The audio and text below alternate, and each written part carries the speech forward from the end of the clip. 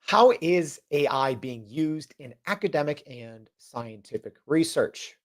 And with AI, can we all be researchers? Should we be?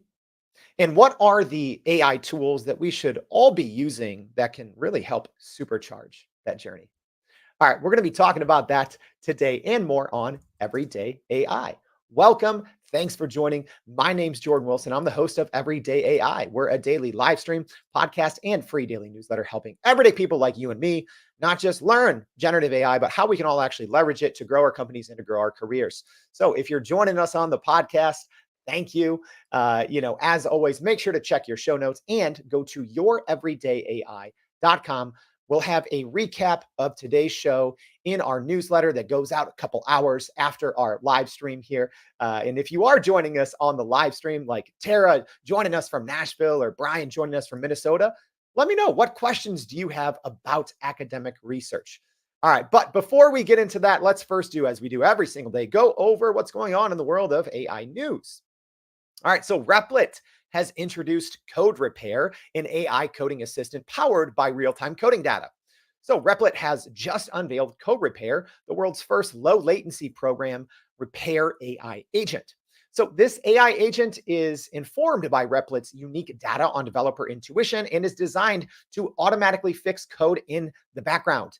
So the program uses real-world use cases to enhance its ability to repair code efficiently. And with Code Repair, developers can save time and improve productivity by having their code automatically fixed without manual intervention. Pretty big news from Replit. And if you haven't heard of Replit, even for non-developers like myself, I always use Replit to just go try things and to deploy them. So it should be essentially, I put a lot of bad code into Replit. So I'm excited to see how this new coding assistant can fix it. All right, our next piece of AI news. Stability AI has released a new audio tool called Stable Audio 2.0. So with Stable Audio 2.0, it's a new update from Stability AI. It allows users to generate music tracks up to 3 minutes long at a higher quality as well, just based on AI prompts. So put in text, get a up to 3 minute song. Pretty cool, right? So it also has a feature that allows users to manipulate any audio sample using text-based prompts. So the tool has a content recognition filter to ensure compliance with copyright laws as well. The company, if you listen to the show, it's faced some controversy recently with its previous AI models training on copyrighted material, leading to the resignation of the company's VP of audio, and I believe their CEO just left as well last week. Speaking of that, our last piece of AI news for the day, musicians are banding together to fight that very thing, to fight the potential impact of AI on the music industry. So a group of over 200 musicians have signed an open letter calling for protections against the use of artificial intelligence to mimic human artists' voices and their likenesses in the music industry. So notable names to sign this kind of open letter include Nicki Minaj, Stevie Wonder, Billie Eilish, and a lot others. So the letter demands that the technology companies pledge to not develop AI tools that undermine or replace songwriters and artists. Seems like that's already well ahead, right? It seems like that's already happening. But they're wanting more responsible use of AI technology that could benefit the industry, but concerns over copyright infringement and labor rights remain. And obviously, with all these new tools, there's been an increased debate over the use of artist likeness after their death as well, with AI tools raising ethical debates. Well, those debates aren't going to go away, but we'll always be talking about them here on Everyday AI. But you didn't tune in today to talk about music. You tuned in today to learn about how AI is really changing just the game of research, right? Because it's ever evolving, and you don't worry, you don't have to listen to me blab on about it. We actually have an expert today to come on and help us understand this a little better. So please help me welcome to the show Avi Staiman, the founder of SciWriter AI. Avi, thank you for joining the Everyday AI show. Thanks so much, Jordan. Great to be back, second time. So hopefully that means the first one wasn't too bad. And looking at those pictures at the introduction, I'm looking for an AI tool which can make us look like we did 10 years ago when we took those photos. If you know of it, if you come across anything, let me know. Yeah, gosh, that's a good point, right? Like, should I just be should I have like an AI filter that just makes me look 10 years younger on live video at all times? Maybe. But Avi, real quick, give us an overview of kind of what you do at SciWriter AI.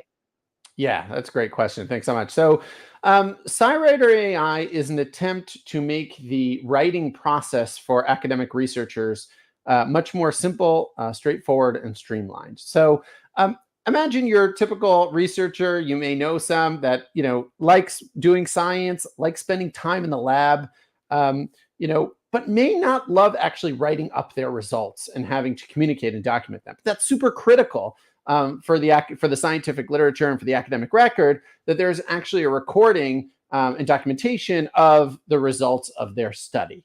But no one is, especially when it comes to the sciences, no one's looking at it as a literature prize for writing. So what I'm asking the question of, is there a way to semi-automate through AI that process of from the lab to the paper without stealing really valuable time and resources from the researcher?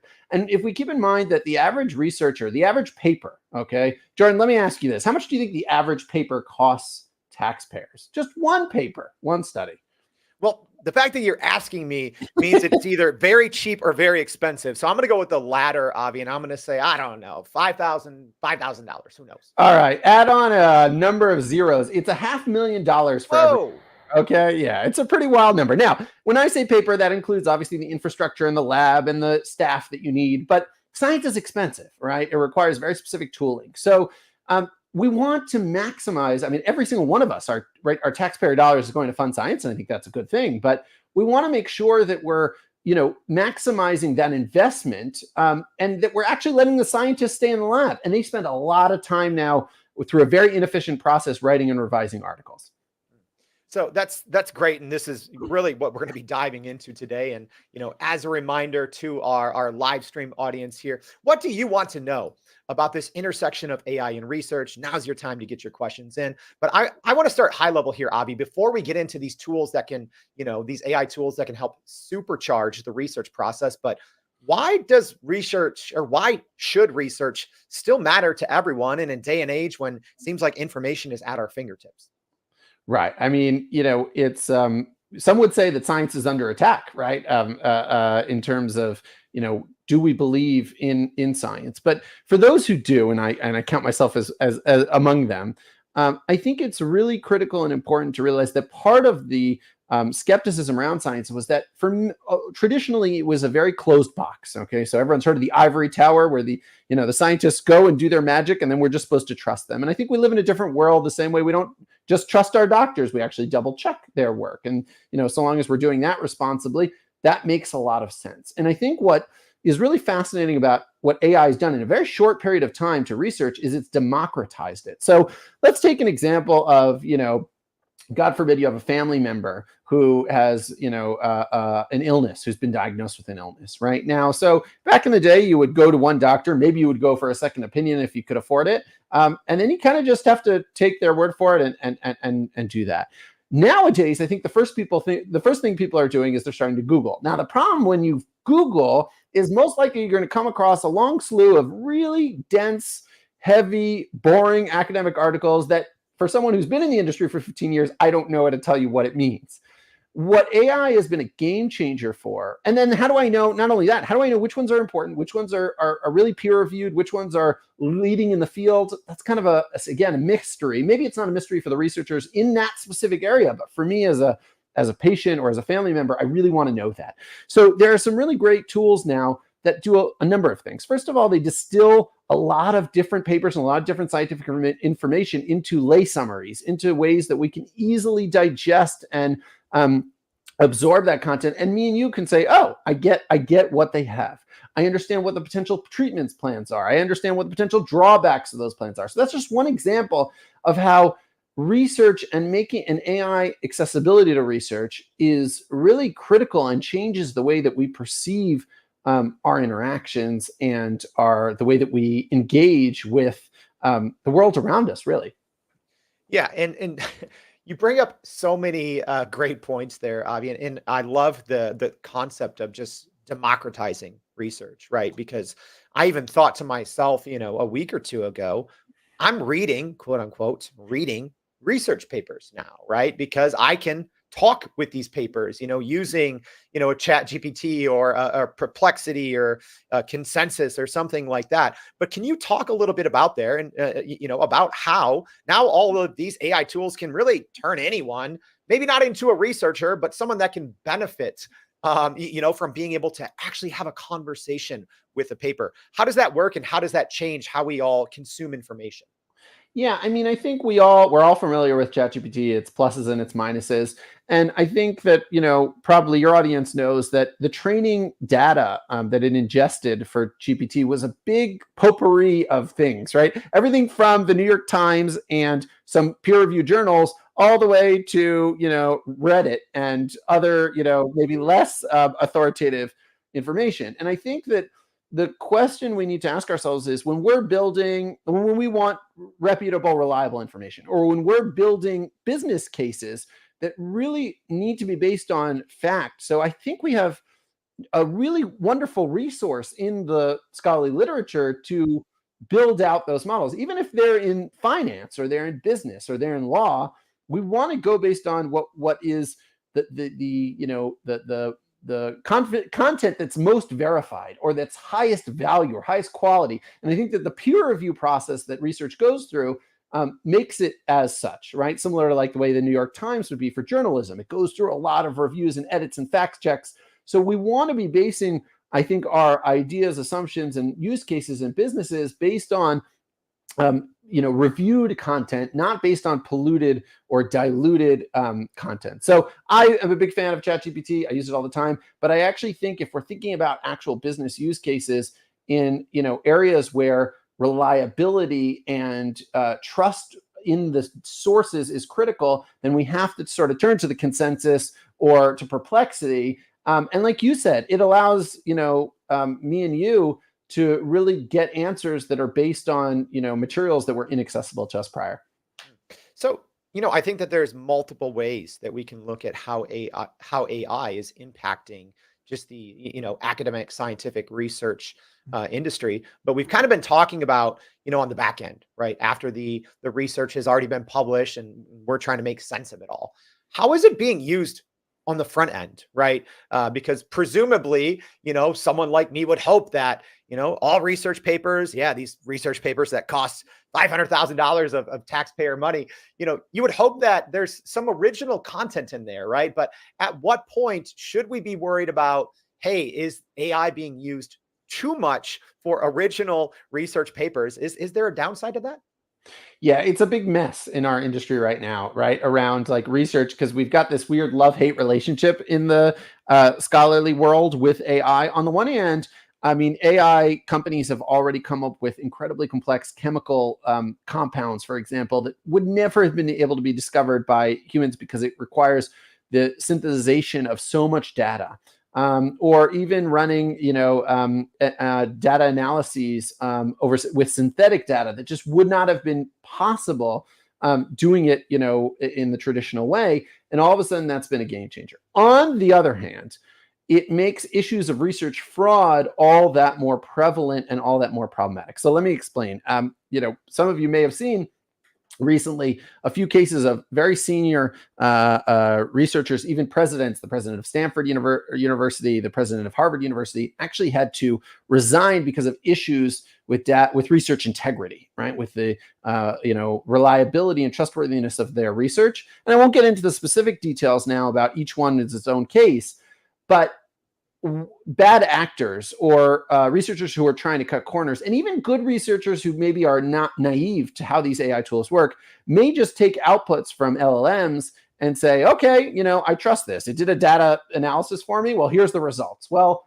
can we trust that data analysis? How do we, is there a way to reproduce it, right? Today, it might give me one answer and tomorrow it might give me a totally different answer. So there's this really, I think, there's excitement because like we said before, it can get me back to the lab in less time and make my work more efficient, take off some of those frustrating tasks that I don't want to be doing. On the other hand, if we use it without looking, without being careful, then I think we run into a problem. So there was a funny yet sad case that a few weeks ago of a rat. I don't know if you saw this, Jordan, but there was a peer-reviewed article, research article that had a rat with a giant testicles in it.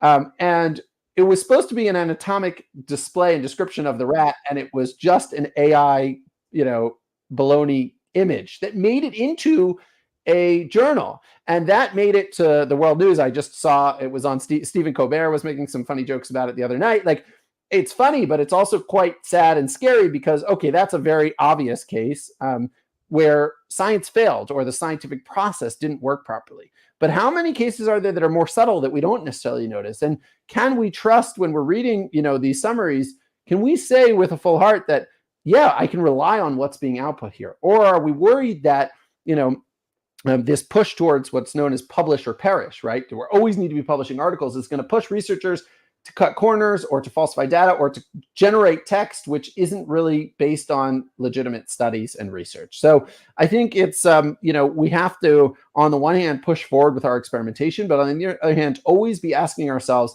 does this pass the barometer for research integrity, or does it need to be checked at the door? And maybe we need to wait until it's been tried in other use cases first. Yeah, and it's a good point. And I'm gonna bring it up here. I don't know, like, do we have to put like a rated R, thing on today's live stream?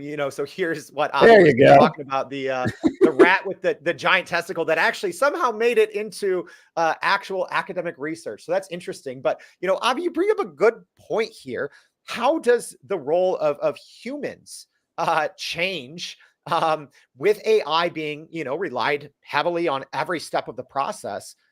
How should humans, specifically those working in and around academic research, how should they be changing their outlook, changing their role to make sure whatever does get published isn't a obnoxiously large rat testicle? Yeah, I mean, there's a lot of actors kind of along the way, right? So there's the researchers that are doing the research. There are the universities that they're kind of like, the boss in a certain aspect, but researchers have a lot of independence. So the research universities need to kind of take responsibility and say, we need to make sure that, at Purdue, at Illinois, at Harvard, we are giving our stamp of approval that the researchers are doing legitimate research. And then there's the research publishers, right? They're the people who are actually putting out the content. They also have a responsibility. But as often is the case in these situations, because there are multiple bodies that are responsible, sometimes things fall through the cracks, or there's expectations that the other one is going to kind of take care of this problem. So it starts with, I think, researchers educating themselves about the possibilities of AI, but also the potential downsides of AI. And then it's up for us as a society and as research funders, research universities, to come along and say, no, we're going to make sure that the research that's being published, or the research that's coming out of our institutions, is of the highest standard. And in different fields, that means different things, right? So if you're a historian, right, making sure that you're going to primary sources is going to be key, and not just relying on, let's say, the LLM. On the other hand, if you're a scientist, making sure that you're, that you're double and triple checking your protocols, that's great. That's going to be really important. But for example, a protocol. So that's let's say a formula that I go through in order to design a research study. Well, who's to say that us as humans, we have a better ability to design a research study, or to say which chemicals I need to put in, or which testing environments, than an LLM? At the very least, I think that it's every researcher's responsibility to use it as a springboard, to use it as an idea factory to bounce off of. We may decide that, we're actually going to reject the LLM suggestions, or we're going to continue prompting it in different directions because of things that we know. But I think that whenever it comes to large data sets, it's really going to be important for us to have the humility to say, we're going to include AI here. The bigger question, I think, becomes, what is our error rate that we're okay with, right? And this is the same question that we ask when it comes to self-driving cars, right? Are we okay with 1 out of every 100,000 people, getting into an accident as a result of a self-driving car? Well, how does that relate to 1 out of every 10,000 when we're not using that technology? And that's bigger philosophical, societal questions that I think, we need to become more comfortable with the fact that it's not going to be perfect, but then again, neither are we humans. So let's just be have the humility to recognize that as well. Yeah. And speaking of, accuracy when it comes to using large language models, a great question here from Tara. So thanks for this one, Tara. So she's asking, how can we assure accurate attribution to original sources in the AI-driven realm of writing and research thereby giving proper credit where it's due. How does this work? How should this work, Avi? Yeah, that's a really good question. And that's why I think that scientists have reacted quite strongly and sometimes negatively to GPT because of the lack of sources or because of falsified sources. And that's why I'm a big proponent of, some of the tools you mentioned before, consensus. Scholar AI is a great add-on to GPT, so you can actually use it within ChatGPT. And all you need to do is then when you're querying or when you're prompting and you're doing your prompt engineering, you actually get results that are sourced, which is really great. And Perplexity does the same thing. And I think that's really important because we need to make sure that we can always trace it back to the source. And most of the time, we need to actually go back and read that source. There's not really any shortcuts to in the meantime, at least that I know of, to fact checking these LLMs. So I think that the whole scientific record is based on attribution in a proper way, right? Here is what basically a scientific paper is saying. Here are the studies that have been done previously. Here is a gap in the literature. Here's a question that we haven't been able to answer yet. I'm going to try and come and fill up that gap, but I need to be able to connect it to what came before me in order to move forward. I can't just do research kind of out of thin air. So that's it's an important sticking point. So, you kind of just mentioned there, I think, a lot of, great AI tools that the everyday person can use. So, ChatGPT luckily did, announce earlier this week about improving its citations. I think it's, obviously a work in process, but, we talked about even if you are using, a large language model like ChatGPT, its ability to work with consensus, Scholar AI, we mentioned Perplexity. Is there anything else, Avi, whether it's the everyday person or even people who are more in academic and scientific research, is there any other tool that is going to kind of better ensure, because you can't get it 100%, right? Yeah. Is there any other, tool that can better ensure accuracy, whether it's for reading, writing, summarizing, etc.? Yeah, there's two tools that I personally like using a lot when it comes to if I have a question and I just want to, get a reliable answer and a sourced answer. And one of those is Sispace.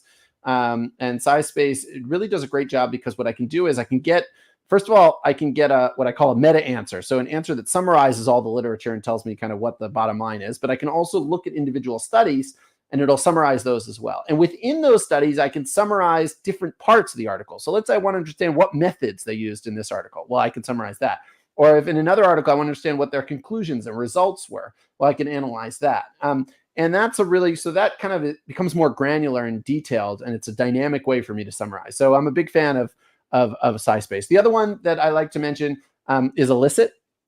Similar functionality, elicit.org. And Elicit is, again, a tool where I can ask a question. So maybe, Jordan, you just want to click on one of those questions that's coming up there so people can get a feel for it. Might be cool. And actually get science-based answers to the question that I'm asking. So all of a sudden so you see here, there's all these papers, right? And the insights, there's a TLDR in case I don't want to read it. But here I have a 1-paragraph summary that's sourced, right? Which is a reliable answer, okay? Or at least somewhat reliable answer, right? More reliable than you get in GPT. So already there, I think it addresses some of the major problems that we see in ChatGPT already addressed here. Now, what'll be interesting is if what you're saying is right, which I assume it is, that ChatGPT is going to start doing this. Does that, make these kind of tools already kind of outdated? But I think there's a lot that scientists can do with some of these tools that really make them quite powerful. So that's on the kind of scientific search end. And then in terms of what I'm building on, SciWriter has a lot more to do with scientists who are writing their research, but it's no one is born knowing how to write a scientific paper. Put it that way. Oh, that's not good. That it's coming up with an issue. Okay, I'll have to take a look at that. But I typed it in wrong there, Avi. Sorry. Oh, okay, all right. You gave me a bit of a heart attack there. That maybe maybe our website's down. Anyway, but I think what happens. There you go. All right, that's it. Yeah. So it's really trying to overcome that blank page and the struggle that comes along with writing that academic paper. And by the way, that starts early in your thesis, right? It can continue on to if you're a doctoral student, postdoctoral student. No one's born knowing how to write in that specific genre. It's a new genre that you need to kind of learn on the fly. Universities don't do a great job of teaching academic. So this is almost like a 24/7, assistant pilot, almost like imagine having your own private writing coach available to you whenever, however. And that's kind of what we're trying to build over at SciWriter. So maybe, I'm curious, Avi, you're very well versed in this kind of intersection of AI and research. So let's say someone for the first time is hearing about this and they're excited. Maybe, I don't know, they're in college or they're working to, transition in their career and learn something. What's some good first steps for people that they can use AI in a responsible way and make sure that they can learn things maybe a little better, a little faster, and making sure that, it's not, I'm not relying on a bunch of hallucinations. Yeah, that's a great question. And I'm sorry, this is shameless self-promotion, but it's just, I've taken the horns in this field and kind of tried to address these questions. So I ran a course called AI Tool Up Tuesdays. It's an entirely free course. It's 24 different tools that each one of them is really, very relevant for research and for researchers. And I split them up thematically. So you've got research writing, how to create illustrations for research, research discovery. And what I would recommend is, I don't recommend to anyone to try all these 24 tools. I think you're going to get overwhelmed. You're going to say, forget it. I can't handle AI. It's not going to work. But what I do think can happen is you can pick out 2 or 3 tools that you're like, all right, this is interesting to me. I'm going to try this out. I'm going to play around with it. I'm going to see if it works. Think about what your current pain points are. What are your problems? What makes it hard for you to actually do that research? And that's the way that, I think it's just like in bite-sized pieces.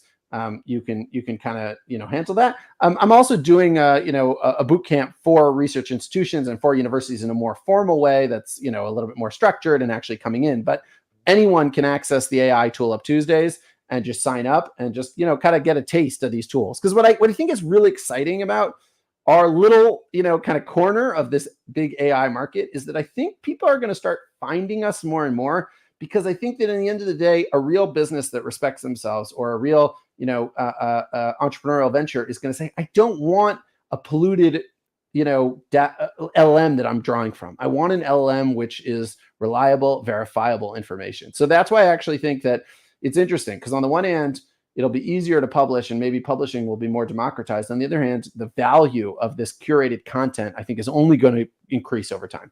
Yeah. And getting back to what we, talked about a little bit earlier, Avi, is, this kind of, funny example of somehow this giant picture, AI generated photo of a rat with a giant testicle made its way into in the academic research world. I think for every one of those that gets caught, there's probably, I don't know, dozens or hundreds or thousands of, maybe academic research papers that aren't maybe 100% true because of AI. Is there a problem when we look into the future now that these things are online and, the next version of all these large language models are going to gobble this up? Is there a danger, that maybe AI early on was being used in irresponsible ways before a lot of these tools existed that now is going to be gobbled up and presented as fact in the future? Is that a problem? And if so, how do we address that? In one answer, yes, it is definitely a problem. I don't want to put it this way. I don't want to overreact. So what I mean by that is that there actually were some interesting articles. This is a very hot topic in our industry right now. And there were some articles doing some early studies, and it seems like it's a problem, but it's also not it's not taking over. I want to be really careful to not, so that people don't have, the feeling all of a sudden, well, it's like, well, we can't trust science anymore, so forget about that. No, that's really not it. And I think that we need to be aware that it's an issue. Come up with tools to identify these issues and then, and address it. But I don't think that we're going to be able to root it out entirely.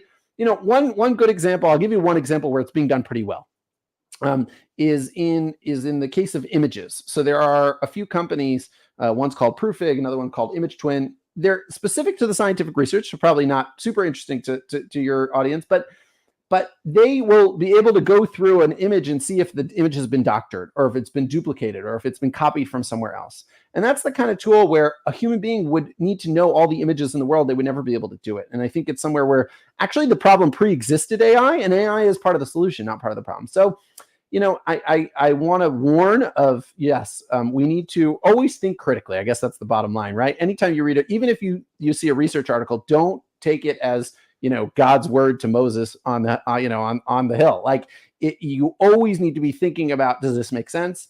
Are there conferring studies, meaning are there other researchers that agree with this? And also do a search online. There's an amazing website called PubPeer, where the entire goal of PubPeer is to critique published articles. So what that means is someone will publish an article and say, here's the study I found. And then there's other science sleuths that come along and they're like, this doesn't look right? There's something here that's off. The data doesn't make sense.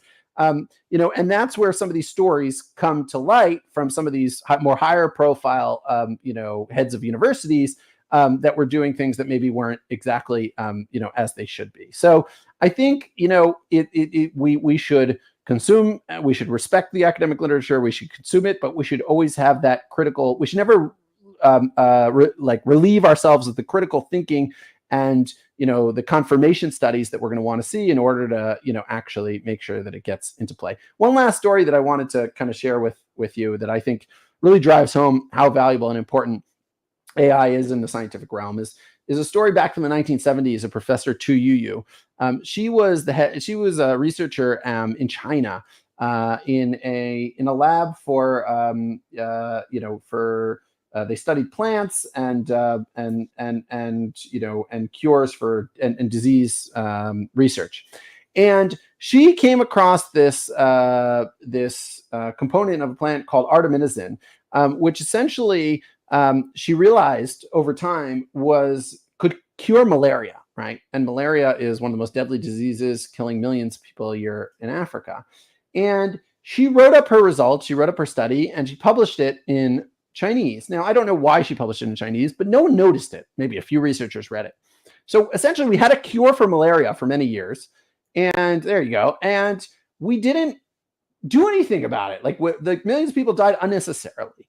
And I can only think that if she had found this in the age of AI, where we can easily search for research articles and understand them regardless of what language they are, and she could have published it in English easily or in 20 different languages simultaneously, we could have saved millions of people. So while I think that we need to put up barriers to AI or safeguards to make sure that it's not overrunning the research literature, I also am concerned of what happens when we don't make those tools available or we ban them. There have been scientific journals that said, nope, no AI use. That's problematic in its own way. So I think it's it's kind of running the rational middle path where we're careful, but we're also encouraging of people to do experimentation. And as you see here, right up on the screen, she got a Nobel Prize, right? As well, well deserved. Unfortunately, it took us years to realize that she was deserving of such. So, Avi, we've covered so much in today's show. We've talked about how AI can democratize research. We went over a lot of those tools, many I haven't even heard of, that can, really supercharge your research process. But maybe what's the one takeaway that you want people to leave with today, whether they are working in the researching world or they're trying to take advantage of AI to better learn and understand research papers? What is your one best takeaway for all these people to kind of live at that intersection of learning new things with AI in a responsible way? Yeah, I think that the main takeaway is that we all do research, right? Anyone who has a business has at some point done some sort of market research, or if you're looking to buy a car, right, you do research.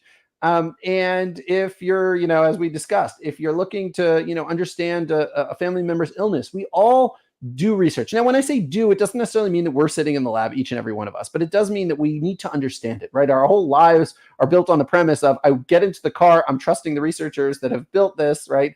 And the technicians that it's going to work and it's not going to explode on me.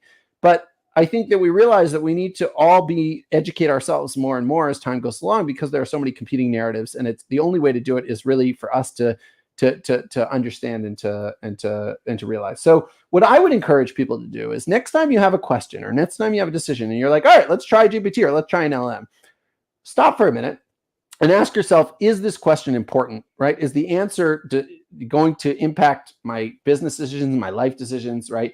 And if it's not just, well, write me a fun poem for, April Fool's Day, but if it's something more meaningful than that or more important, or the stakes are higher, take the time not just to throw it into GPT, but also to try some of these other tools, because I think that many of them are built by scientists who said GPT is great as a platform, but it's not built for, really reliable, verified, information and content, which should be the basis, at least in my opinion, of all the decision making or anything that's meaningful in life. And therefore, be aware of where the content is digested, what access we have to the literature, and educate yourself, right? Before you go to that doctor, find out what the most recent treatment, plans are. It'll take you 10 minutes. It maybe used to take you 5 hours, and it's like, no, forget it. I'll just trust what my doctor says. Now it takes you 5-10 minutes to understand, okay, here's A, B, C, D. Here's how here's how science treats this illness. And I just think that it will, we should have the humility to know that we're not just because we get these, answers doesn't make us the arbiters of truth. On the other hand, we'll have educated ourselves in a way that's meaningful and that impacts our lives in a real way. Wow. I think that's such great advice. You broke it down there for us, not just, to grow your business, but how it can just help us in life. I hope everyone that tuned in today got a lot out of today's conversation. Avi, thank you so much for joining the Everyday AI Show. We really appreciate it. Thanks so much, Jordan. It's a pleasure. And, next time that'll make a hat trick. So, you'll let me know. There we go. And hey, there was a lot. Yeah, we name dropped a lot of different tools, studies, etc. Don't worry. Well, first, if this was helpful, please consider giving us a review on Spotify, Apple Podcasts, etc., or sharing this with your friends. I think there's a lot of people that need to hear this message on responsible ways that, AI can kind of supercharge your research and how you even read and understand information. So make sure to go to youreverydayai.com, sign up for that free daily newsletter where we'll be recapping this fact-filled show. Thank you for joining us. Hope to see you back tomorrow and every day for more Everyday AI. Thanks, y'all.